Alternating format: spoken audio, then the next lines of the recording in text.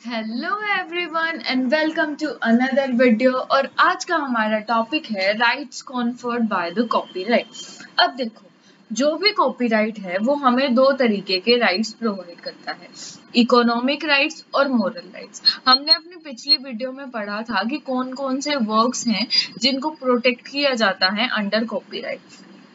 अब एक बार उन वर्क्स पर जो है वो कॉपीराइट मिल गया, तो ये जो कॉपीराइट है वो कौन कौन से राइट्स हमें प्रोवाइड करेगा ये हम पढ़ने वाले हैं आज की वीडियो में। ठीक है, तो दो तरीके के राइट्स हमें कॉपीराइट के अंडर मिलते हैं, इकोनॉमिक और मॉरल राइट्स। अब देखो, नाम से ही पता लग रहा है, अगर इकोनॉमिक राइट्स है तो वो किससे रिलेटेड होंगे?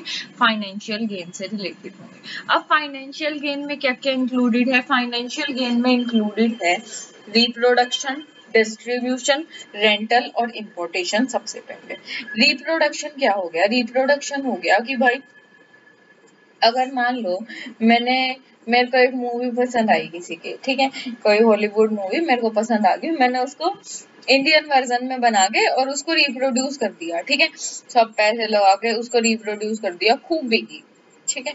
तो ये क्या हो गया? रिप्रोडक्शन हो गया, मैंने उसकी मूवी को जो है वो रिप्रोड्यूस कर दिया और ये क्या हो गया? वायलेशन ऑफ कॉपीराइट हो गया, ठीक है। फिर उसके बाद दूसरा क्या हो गया? डिस्ट्रीब्यूशन।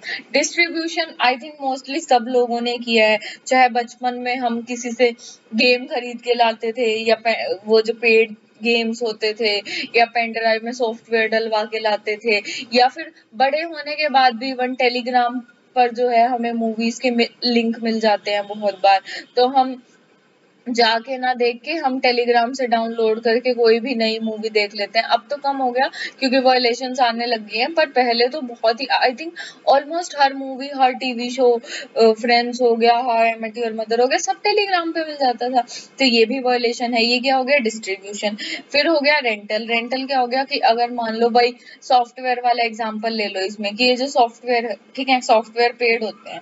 अब अगर मान लो एक आदमी ने खरीदा, आगे वो रेंट कर देता था, अपनी सीडी रेंट कर देता था, या अपना जो सॉफ्टवेयर है उसका एक्सेस रेंट कर देता था पैसे कमाने के चक्कर में, ये भी वायलेशन हो गया। फिर इंपोर्टेशन हो गया, मैंने किसी कंट्री का कॉपीराइटेड मटेरियल है वो यहाँ पर इंपोर्ट करके इंडिया में मटेरियल बना मंगा के और मैंने सब में जो है वो डिस्ट्रीब्यूट करना शुरू कर दिया, तो इंपोर्ट कर लिया उस चीज को, ठीक है, तो ये भी वायलेशन है। अनलेस अगर मैं एक ही कॉपी अपने लिए इंपोर्ट कर रही हूँ तो इट्स ओके, पर अगर मैंने कमर्शियल पर्पस के लिए इंपोर्ट करा है तो वो भी वायलेशन है, ठीक है। तो ये सारे राइट्स जो हैं, ये सारी वायलेशन जो हैं वो नहीं हो सकती अगर कॉपीराइट है, क्योंकि कॉपीराइट इकोनॉमिक राइट्स देता है और इकोनॉमिक राइट्स में आता है कि रिप्रोडक्शन, डिस्ट्रीब्यूशन, रेंटल और इंपोर्टेशन जो है वो ऑथोराइज्ड मैनर में ही की जा सकती है, ठीक है। फिर उसके बाद सेकंड आता है हमारे पास broadcasting. Broadcasting communication to public और मेड अवेलेबल टू पब्लिक।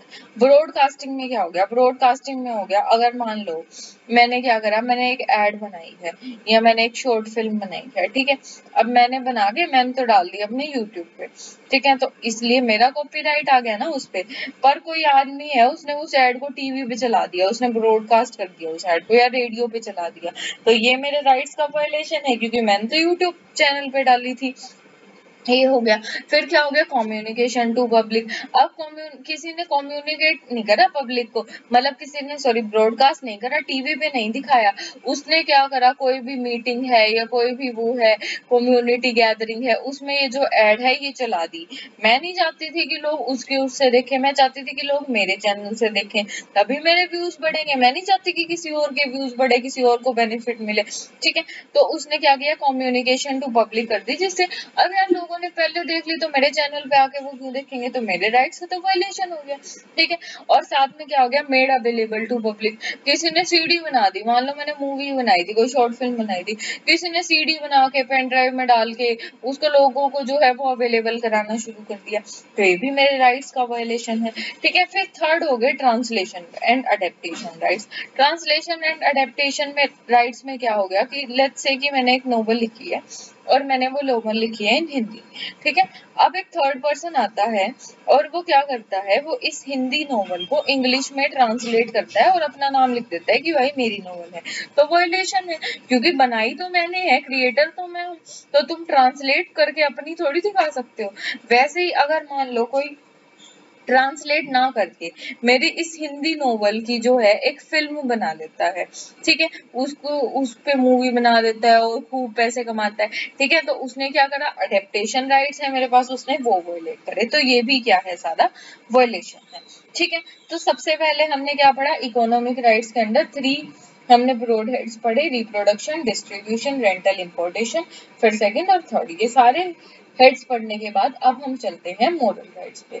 अब भाई मोरल राइट्स में क्या होता है, मोरल राइट्स हो गए, मोरल राइट्स किससे रिलेटेड है कि हमें क्या करना है, अपने वर्क को प्रोटेक्ट एंड प्रिजर्व करना है।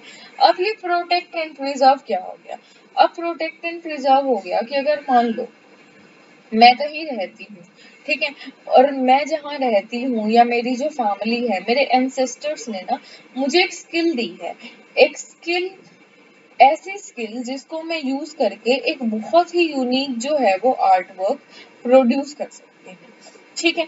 अब जब मैं ये आर्ट वर्क प्रोड्यूस कर सकती हूँ तो इस पे मेरे को कॉपीराइट मिल गया, और साथ में मेरे को क्या मिले, मेरे को मोरल राइट्स मिले कॉपीराइट के अंदर। ये मोरल राइट्स क्या कहते हैं, सबसे पहले अगर मान लो कहीं भी इस आर्ट पीस को डिपिक्ट किया जा रहा है, दिखाया जा रहा है, कुछ भी किया जा रहा है, तो वहां पर मुझे क्रेडिट दिया जाएगा, रिकॉग्नाइज किया जाएगा इस बात को कि ये जो आर्ट वर्क है इसकी क्रिएटर कौन हूँ, मैं हूँ, या मेरी फैमिली है, या मेरी जो स्किल की यूसेज है उसको रिकॉग्नाइज किया जाएगा।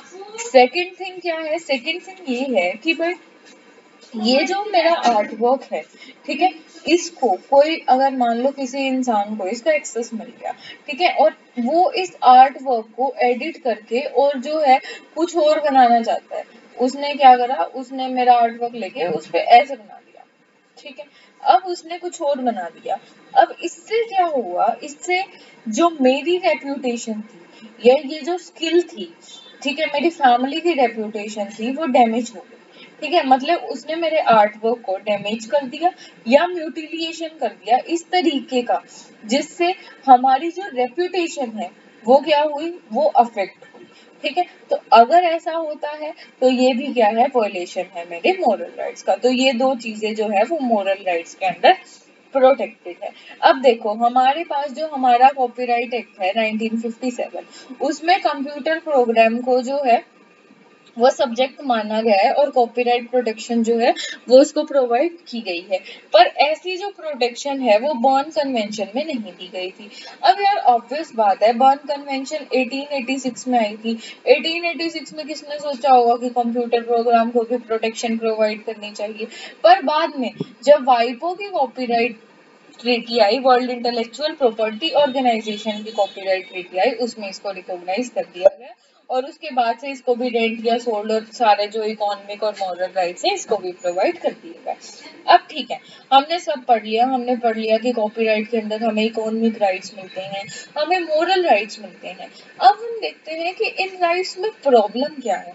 अब हर लोगों की तरह यहाँ भी कुछ ग्रे एरियाज है ऑब्वियसली। इसका ग्रे एरिया क्या है, इसका ग्रे एरिया है कि ऐसे वर्क्स जो सर्टेन कंट्रीज में प्रोटेक्टेड नहीं है उनका क्या। अब क्या होता है, अब लेट्स से कि ओनली टेंजिबल आइडियाज हैं जो प्रोटेक्टेड हैं, ठीक है, टेंजिबल आइडियाज है, अगर मान लो मैंने कुछ सोचा उसके बाद मैंने उसको एक पेपर पे प्रोड्यूस कर दिया या उसको कुछ ऐसा कर दिया तो ही वो प्रोटेक्टेड है, ठीक है। इसका एग्जाम्पल हो गया कि कोरियोग्राफर है, अगर एक कोरियोग्राफर ने क्या किया, एक कोरियोग्राफर ने किसी इंसान को बताया कि मैं ऐसा ऐसा सब सोच रहा हूँ और उसने वो कल को कॉपीराइट कर लिया, तो कोरियोग्राफर क्लेम नहीं कर सकता कि मेरा जो है ये मेरा कॉपीराइट था, अगर किसी इंसान ने आगे उसको कॉपी कर लिया, ठीक है। अगर उसे अपने काम को प्रोटेक्ट करना है तो उसे इसे टेंजिबल से टेंजिबल फॉर्म में जो है वो कन्वर्ट करना पड़ेगा बाय ईदर राइटिंग इट और converting it to a video. उसे अपना जो भी सब्जेक्ट मैटर है, जो उसका यूनिक आइडिया है, उसका ओरिजिनल और नोवेल आइडिया है, उसको टेंजिबल फॉर्म में लाना पड़ेगा, उसके बाद ही उसको प्रोटेक्शन मिलेगी, ठीक है, क्योंकि सर्टेन कंट्रीज में इनटेंजिबल आइडियाज जो है वो प्रोटेक्टेड नहीं है। सबसे पहला ग्रे एरिया।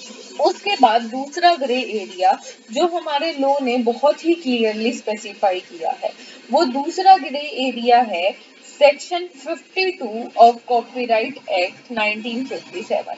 सेक्शन 52 को आप पढ़ोगे ना तो भाई ये सेक्शन बहुत ही लंबी लिस्ट देता है कि ये वर्क्स हैं, अगर यहाँ पर कॉपीराइटेड वर्क का यूसेज किया जाता है तो वो जो है वो वायलेशन नहीं है, ठीक है। अब 52 के अंडर जो है कोई भी काम किया जा सकता है अगर ये फेयर डीलिंग का सब्जेक्ट मैटर है या फेयर यूज के अंडर आता है, ठीक है।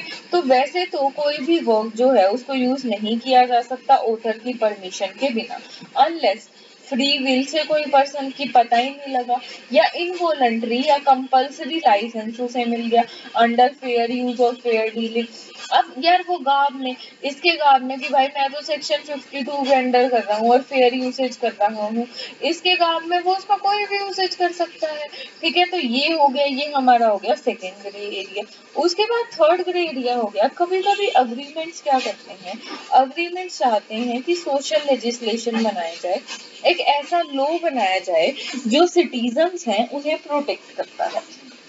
अब जैसे हमारे पास मर्राकेश अग्रीमेंट आ गया, ये क्या करता है, ये जो भी वर्क है रीडेबल फॉर्म में ब्लाइंड्स के लिए, डेफ्स के लिए, जो भी ऐसा वर्क है रीडेबल फॉर्म में है या दूसरे डिसेबल्ड पीपल के लिए है, उसको एक्सेप्शन बना देता है, उस पर कॉपीराइट जो है वो नहीं मिल सकता और उसको लिमिट कर देता है, उस पर ऐसे राइट्स नहीं मिल सकते।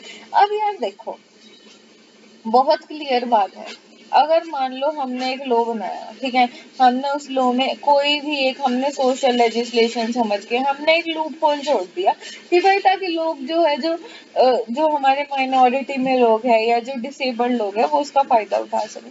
अब भाई लोग तो ऐसे हैं उन्हें जहां भाई थोड़ा सा भी स्कोप मिलेगा वो इसको क्या करेंगे, वो थोड़ा सा स्कोप मिलने पे इसको जो है इस लूप होल का फायदा, इस ग्रे एरिया का फायदा उठाने की कोशिश करेंगे। तो ये सारे हो गए हमारे पास ग्रे एरियाज जो परसिस्ट करते हैं विद इकोनॉमिक और मोरल राइट्स जो कॉपीराइट जो है वो प्रोवाइड करता है। और ये थी हमारी आज की वीडियो, ऐसी ही और वीडियोस के लिए बने रहिए, चैनल को लाइक कीजिए, सब्सक्राइब कीजिए। Thank you. और वीडियो में कमेंट सेक्शन में मेंशन कीजिए और कौन से टॉपिक्स हैं जिन पर आप वीडियो चाहते हैं। Thank you.